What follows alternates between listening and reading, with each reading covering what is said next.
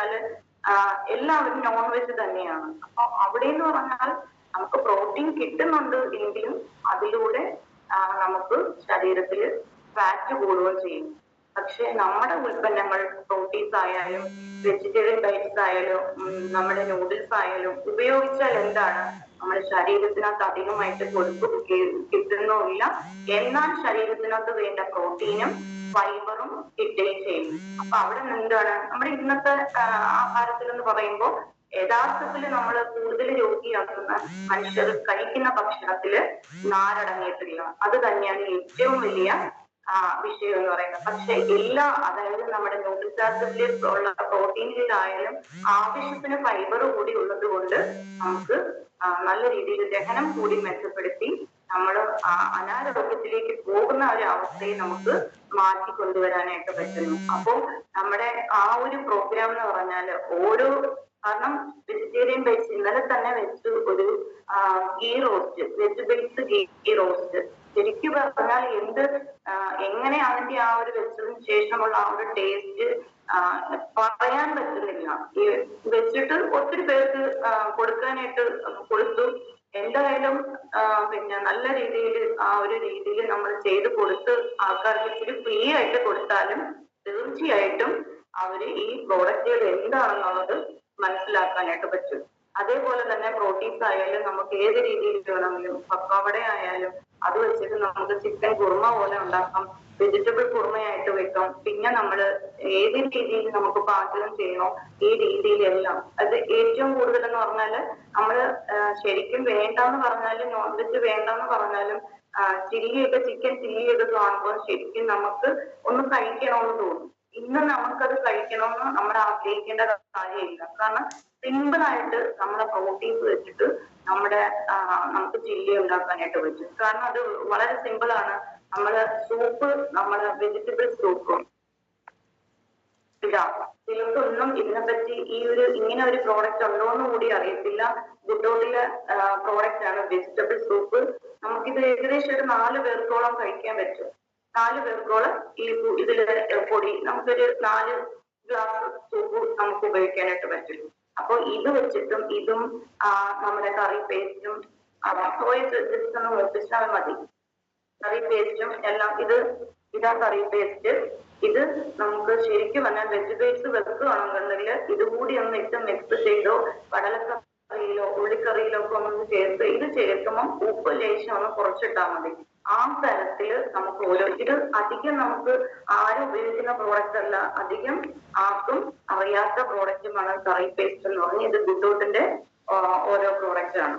അപ്പോ ഇത് ഈ രീതിയിൽ നമുക്ക് നല്ല രീതിയിൽ ദഹനം മെച്ചപ്പെടുത്താനായിട്ട് പറ്റും. അപ്പൊ അങ്ങനെയുള്ള ഓരോ പ്രോഡക്റ്റുകൾ നമുക്ക് തന്നുകൊണ്ടാണ് കമ്പനി നമ്മളോട് ഓരോ വ്യക്തികളും ആരോഗ്യം വീണ്ടെടുക്കുക എന്ന് പറയുന്നത്. അപ്പോൾ നമ്മൾ കൂടുതൽ അങ്ങനെ ഒക്കെ ഓരോ പ്രോഡക്റ്റും മനസ്സിലാക്കണമെന്നുണ്ടെങ്കിൽ യഥാർത്ഥത്തിൽ നമ്മൾ സൂം ക്ലാസ്സുകൾ അറ്റൻഡ് ചെയ്യുക. അപ്പൊ നമുക്ക് തന്നെ അറിയാം, സൂമില് ഇപ്പൊ തന്നെ 6 മണിക്കുണ്ട്, നമുക്ക് 11 മണിക്കുണ്ട്, പിന്നെ 7:15 8:30 പക്ഷെ ഇവിടെ ഒക്കെ നമ്മളൊന്ന് സമയം ചിലവാക്കി ഒന്ന് സമയം കണ്ടെത്തി നമ്മളൊന്ന് അറ്റൻഡ് ചെയ്യാൻ നിന്ന് കഴിഞ്ഞാൽ കുറച്ചു നാൾ മാത്രം നമ്മളൊന്ന് പഠിച്ചു കഴിഞ്ഞാല് പിന്നെ ആദ്യം നമ്മള്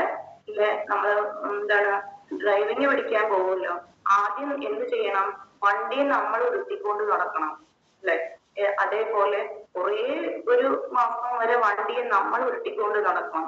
അതേപോലെ ഫസ്റ്റ് അങ്ങനെയാണ്, RCMനെ നമ്മൾ ഉന്തിത്തള്ളി കൊണ്ടുപോകണം. അവിടെ എന്ത് ചെയ്യണം, ഈ പഠിക്കുന്നതെന്ന് പറയുമ്പോൾ നമ്മുടെ നേരത്തെ പറഞ്ഞതുപോലെ നമ്മുടെ യൂണിവേഴ്സിറ്റി മീറ്റിങ്ങുകളിൽ പോയി എന്ത് ചെയ്യണം, അവസാനം നമ്മള് RCM പിന്നെ നമ്മൾ വണ്ടി പഠിച്ചു കഴിഞ്ഞാല് ഇത് ചെറിയതായിട്ട് കയറി ഇരുന്നിട്ട് അങ്ങോട്ട് കീ കൊടുക്കുക, ഓൺ ചെയ്യുക, പോവുക.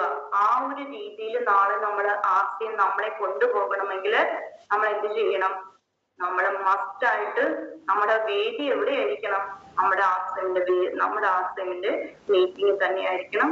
എങ്കിൽ മാത്രമേ എനിക്ക് ഇങ്ങനെ പറയാനോ അല്ലെങ്കിൽ പുറത്ത് ഇത്രയും സംസാരിക്കാനോ ഈ പ്രോഡക്റ്റ് പറയാനോ പറ്റുന്നുണ്ടെങ്കിൽ അത് ഞാൻ നേടിയെടുത്ത കഴിവല്ല, ഞാൻ വേദികളിൽ ഇരുന്ന് കേട്ട് കേട്ട് കേട്ട് ഇപ്പൊ തന്നെ ഒരു കാര്യങ്ങളും എഴുതി വെച്ചോ അല്ലെങ്കിൽ എനിക്ക് പറയേണ്ട ഒരു സാഹചര്യം വേണ്ടാത്തത് യഥാർത്ഥത്തിൽ ഞാൻ ജീവന് തുല്യമായിട്ട് അല്ലെങ്കിൽ എന്റെ ജീവിതത്തിൽ നടത്തി മാറ്റാൻ പറ്റാത്ത ഒരു സംഗതിയായിട്ട് ആശ്രമിന്റെ വേദികളിൽ ഇരുന്നത് കൊണ്ട് തന്നെയാണ്. കാരണം കേട്ട് കേട്ട് കേട്ട് കേട്ട് കേട്ട് കേട്ട് കേട്ടെന്താണ് കേട്ട് കേട്ട് നിറഞ്ഞ് ഒഴുകിക്കൊണ്ടിരിക്കുകയാണ്.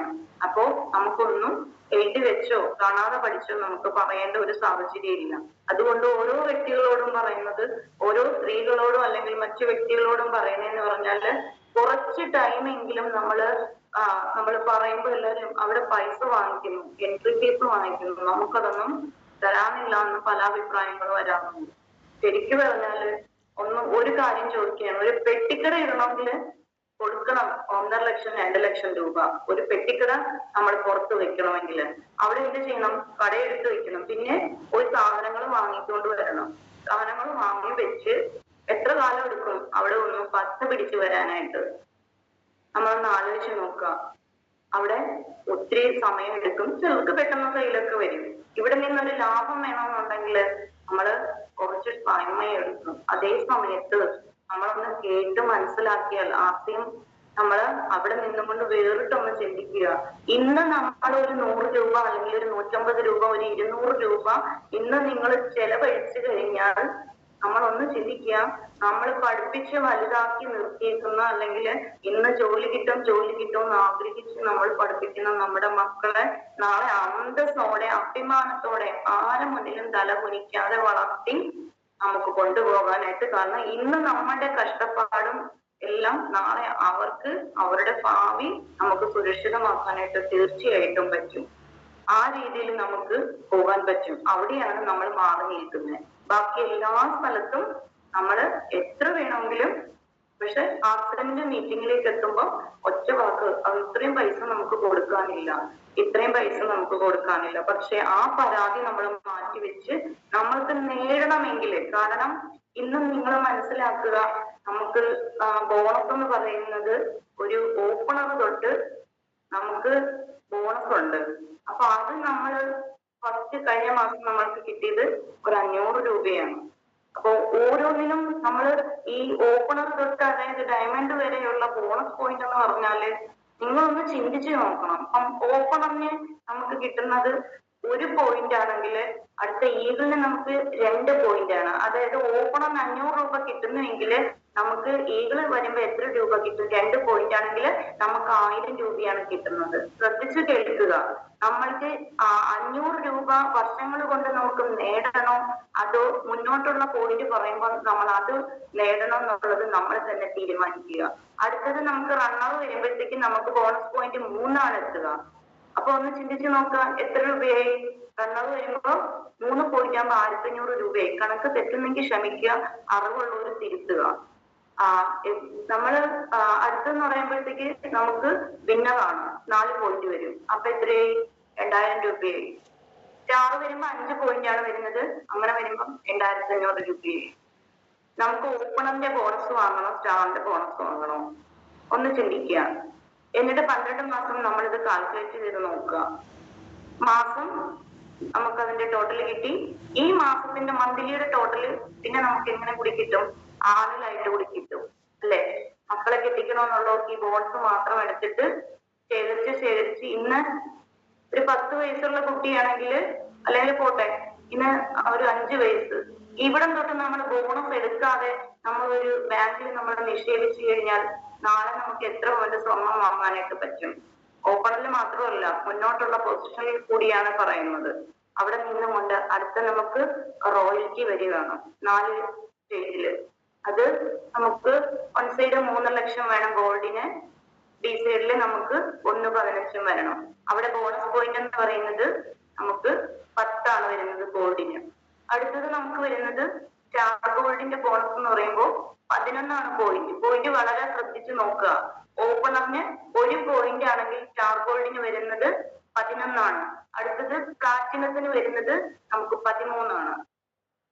12 ആണ് പ്ലാറ്റിനത്തിന് വരുന്നത്. അടുത്ത സ്റ്റാർ പ്ലാറ്റിനത്തിന് വരുന്നത് 13 ആണ് ബോണസ് പോയിന്റ്. അപ്പൊ നമ്മുടെ ഇൻകം കമ്മീഷൻ ഒരു വശത്ത് നിൽക്കുന്നു, നമുക്ക് കിട്ടുന്ന ബോണസ് മറുവശത്ത് നിൽക്കുന്നു, എത്ര നമുക്ക് സേവ് ചെയ്യാനായിട്ട് പറ്റും. നമ്മൾ ഓപ്പണിൽ മാത്രം നിന്ന് കഴിഞ്ഞാൽ അല്ലെങ്കിൽ നമുക്ക് ഇതിന്റെ ബോണസിന്റെ ആഴം നമുക്ക് മനസ്സിലാക്കാനായിട്ട് പറ്റത്തില്ല. ഞാനിപ്പോ ഇത് പറയുന്നതെന്ന് പറഞ്ഞാല് എന്തുകൊണ്ടാണ് മീറ്റിങ്ങുകളിൽ നമ്മൾ പങ്കെടുക്കേണ്ടത്. നമ്മൾ ഓപ്പണിൽ നിൽക്കുമ്പം ആർസിന്റെ വരുമാനം നമുക്ക് 3000 കിട്ടിക്കഴിഞ്ഞാൽ ബോണസും കൂടി ചേർത്ത് നമ്മൾ മനസ്സിലാക്കുന്ന 3500 രൂപ. അവിടെ നമ്മൾ 2 വർഷം നിൽക്കും ഓപ്പണറിൽ. അപ്പൊ നമ്മൾക്ക് എങ്ങനെയാണ് ആർസിന്റെ ബോണസിൽ കൂടുതൽ കിട്ടുമ്പോൾ മാത്രമാണ് നമ്മൾ ഇത്രയും നമുക്ക് കിട്ടുന്നുണ്ടോ എന്ന് നമുക്ക് മനസ്സിലാക്കാൻ പറ്റുന്നത്. അടുത്തെന്ന് പറയുമ്പോൾ നമുക്ക് പേളായി 5 ലക്ഷം 5 ലക്ഷം 2 സൈഡും അല്ലെ, 2 സൈഡും എയും ബിയും വരുമ്പോൾ നമുക്ക് 5 ലക്ഷം 5 ലക്ഷം വരുമ്പോൾ ഒരു പേളായി. അവരുടെ ബോണസ് പോയിന്റ് എന്ന് പറഞ്ഞാൽ വീണ്ടും അവിടെ 10ലാണ് തുടങ്ങുന്നത്. അടുത്ത സ്റ്റാർ പെയിൽ, സമയം ഒത്തിരി ആയിട്ട് സ്പീഡിന് പോകുന്നത്. അടുത്ത സ്റ്റാർ പെയിൽ വരുമ്പോഴത്തേക്ക് ബോണസ് വരുന്നത് 12 ആണ്. അടുത്തത് നമുക്ക് എമറാൾഡ് വരുമ്പോൾ ബോണസ് പോയിന്റ് 14 ഓർക്കുക, നമ്മൾ ഓപ്പണറിൽ നിൽക്കണം. ഓപ്പണറിന്റെ ബോണസ് പോയിന്റ് 1 ആണെങ്കിൽ ഒരു എമറാൾഡിന്റെ ബോണസ് പോയിന്റ് എന്ന് പറയുന്നത് 14. അടുത്തത് star emerald 16. Star emerald bonus point 16. ഒരു റൂബിയുടെ ബോണസ് പോയിന്റ് എന്ന് പറയുന്നത് നമുക്ക് 18 കിട്ടുന്നത്. ചിന്തിക്കണം, നമുക്ക് എന്തുമാത്രം കാശ് കൂടുതലാണ് ഓരോ മുന്നോട്ടുള്ള അച്ചീവ്മെന്റിനും നമുക്ക് കിട്ടണം എന്നുള്ളത്. ഇത് കൂടുതൽ പറഞ്ഞെന്ന് പറഞ്ഞാല് ഇത് ഇപ്പോ നമുക്ക് അല്ലെങ്കിൽ LP UP ക്ലാസ് ഉണ്ട്, ഇവിടേക്ക് നമുക്ക് TTC മതി. പക്ഷെ നമ്മൾ ഹൈസ്കൂളിലാണെങ്കിലോ അവിടെ നമ്മൾക്ക് കൂടുതൽ വിദ്യാഭ്യാസം വേണം അല്ലെ, സെറ്റും നെറ്റും ഇതെല്ലാം നമുക്ക് ആവശ്യമാണ്. അതേസമയത്ത് നമുക്കൊരു കോളേജിൽ പഠിപ്പിക്കണമെങ്കിൽ എന്ത് ചെയ്യണം? നമ്മൾ വീണ്ടും ബിരുദങ്ങളുടെ മേലെ ബിരുദങ്ങൾ എടുത്ത് നമ്മൾ പോയി പഠിച്ച് അവിടെ നിന്ന് സർട്ടിഫിക്കറ്റ് നേടി അവിടെ എക്സ്പീരിയൻസും നേടിയതിനു ശേഷം മാത്രമാണ് നമുക്ക് പുറത്തൊരു ഇത് നമുക്ക് കിട്ടുന്നതെന്ന് നമ്മൾ ആലോചിച്ച് നോക്കുക. അങ്ങനെയാണെന്നുണ്ടെങ്കിൽ നമ്മൾ ഈ ആശ്രമില് ഒരു സാധാരണക്കാരൻ ഇത്രയും വരുമാനം നേടണം എന്നുണ്ടെങ്കിൽ നമ്മൾ എന്ത് ചെയ്യണം? നമ്മൾ വീട്ടിൽ ഇരിക്കുമ്പോൾ നമുക്ക് അത്രയും വരുമാനം നേടാനായിട്ട് പറ്റുമോ? പറ്റത്തില്ല. എങ്ങനെയാണ് ടീം ബിൽഡ് ചെയ്യേണ്ടത്, അല്ലെങ്കിൽ ഇങ്ങനെ എത്ര വരുമാനം നമുക്ക് കിട്ടാൻ പറ്റും? നമ്മളത് വ്യക്തമായിട്ട് നമ്മൾക്ക് മീറ്റിങ്ങുകളിൽ പോയി മനസ്സിലാക്കിയെങ്കിൽ മാത്രമാണ് നമ്മൾക്കത് കിട്ടുക. അടുത്തത് നമുക്ക് സ്റ്റാറൂബി കഴിഞ്ഞ് അടുത്തത് സഫയർ ആണ് വരുന്നത്. Sapphire 22 sapphire. പിന്നെ സ്റ്റാർ സഫയർ 24. അടുത്തെന്ന് പറഞ്ഞാല് 26 പോയിന്റ് വരെയാണ് ബോണസ് പോയിന്റ് എത്തുക. നമ്മളൊന്ന് ചിന്തിക്കുക, ഇന്ന് 5 വയസ്സുള്ള നമ്മുടെ കുട്ടിയെയും കൊണ്ട് നമ്മൾ ആർട്സ് ആൻഡ് ബിസിനസ്സിലൊരു അച്ഛനും അമ്മയും എത്തുകയാണെന്നുണ്ടെങ്കിൽ ഇവർക്കൊരു 10-25 വയസ്സാവുമ്പോഴേക്കും നമ്മൾ ഈ കഷ്ടപ്പാട് 100 രൂപ അല്ലെങ്കിൽ ഒരു 150 രൂപ കൊടുത്ത് നമ്മൾ ആർട്സിന്റെ വേദികളിൽ പോയിട്ട് ഈ വരുമാനം എങ്ങനെ നേടാൻ പറ്റും എന്ന് നമ്മൾ പഠിച്ചു കഴിഞ്ഞാൽ എന്ത് ചെയ്യാൻ പറ്റും? എന്താണ് ചെയ്യാൻ പറ്റുക? നമ്മൾക്ക് വരുമാനം നേടാനായിട്ട് കൂടുതൽ നേടാനായിട്ട് നമുക്ക് തീർച്ചയായിട്ടും പറ്റും. അപ്പോ അതിനനുസരിച്ച് നമ്മൾ മുന്നോട്ട് നീങ്ങുക. പറയാൻ വെച്ചതൊന്നും പറയാൻ പറ്റിയില്ല. എന്തായാലും ടൈം കഴിയാറായി. കൂടുതൽ നീട്ടുന്നില്ല. എന്തായാലും ഇങ്ങനെ പറയാനെന്ന് വെച്ചാൽ തെറ്റുകൾ ഉണ്ടെങ്കിൽ ക്ഷമിക്കും.